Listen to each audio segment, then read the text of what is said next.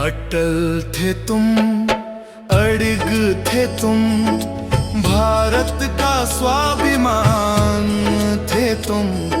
कलम में कविता, कर्म में देश, युग युग तक महान थे तुम। शब्दों से जो से तू बनाते, मन से मन को जोड़ गए। राजनीति में शुचिता रख कर लोकतंत्र को मोड़ गए। अटल थे तुम, अड़िग थे तुम, भारत का स्वाभिमान थे तुम। कलम में कविता, कर्म में देश, युग युग तक महान थे तुम।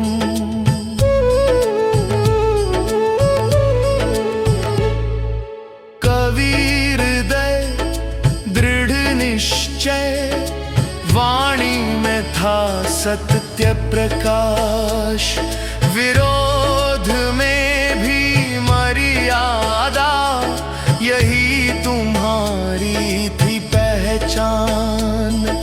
हार नहीं मानूंगा, ये केवल शब्द नहीं, ये हर श्रमिक, हर भारतवासी के जीवन का पथ सही। श्रम की गरिमा, राष्ट्र का हित, तुमने सदा सिखाया। सशक्त भारत, समरस समाज का सपना दिखलाया। अटल थे तुम, अड़िग थे तुम, भारत का स्वाभिमान थे तुम। कविता, करुणा, कर्म, कर्तव्य, जन जन के अरमान थे तुम।